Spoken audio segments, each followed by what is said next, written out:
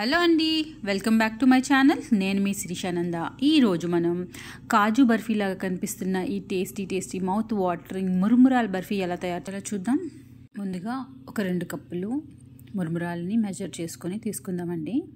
దీంట్లో ఏమైనా మాడిపోయినవి ఏమైనా మురుమురాలు ఉన్నాయో లేదో తీసుకొని పక్కన పెట్టుకుందాము. క్లీన్ చేసుకుని తర్వాత ఒక ప్యాన్లో ఈ మురుమురాలు వేసి లో ఫ్లేమ్లో పెట్టుకొని బాగా వేయించుకుందాం. ఇవి ఒకవేళ మురుమురాలు అప్పుడప్పుడు మెత్తగా అవుతాయండి.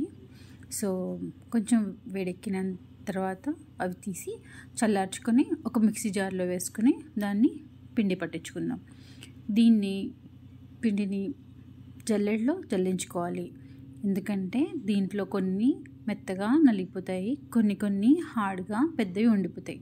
సో జల్లించేస్తే మెత్తగా ఉన్నదంతా కూడా మనం తీసేసుకోవచ్చు. చూసారు కదండి, ఈ విధంగా అన్నమాట. ఏదైనా సరే అన్ఈవెన్గా ఉన్నవన్నీ తీసి పక్కన పెట్టేసుకుందాం. నెక్స్ట్ ఏంటంటే షుగర్ కానీ బెల్లం కానీ తీసుకోవచ్చు మీ టేస్ట్కి అనుగుణంగా.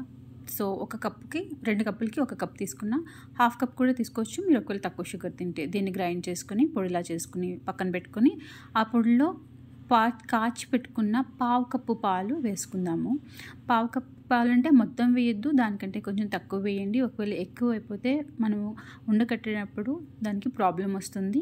సో ఇప్పుడు ఆల్రెడీ మనం మిక్స్ చేసి పెట్టుకున్న మురుమురాల పౌడర్ని తీసుకొచ్చి వేసి నెమ్మదిగా కలుపుకుంటూ దాన్ని చూద్దాము కన్సిస్టెన్సీ. సో ఒకవేళ పాలు పడితే పాలు, లేదంటే అలా పొడి పడితే పొడి మంచిగా వేసి బాగా కలుపుకొని మెత్తగా ఒక రుబ్బులాగా చపాతీ పిండిలా చేసేసుకుంటామండి. చూస్తున్నారు కదా, ఈ విధంగా దీన్ని మొత్తం దగ్గరికి అయిపోతుంది, మంచిగా ముద్దలా అయిపోతుంది. నాకు మరి కొంచెం పాలు పట్టాయి, మధ్యలో నేను వేసుకున్నాను, బాగా కలిసిపోయింది.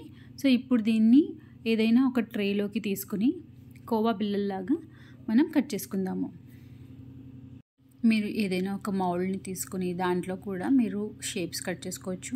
నా దగ్గర ట్రే దీనికి సరిపడగా లేకపోతే నేను ఇట్లాంటి ఒక ట్రే తీసుకొని దీన్ని నేను ఇట్లా షేప్కి వచ్చేటట్టుగా చేసుకున్నాను.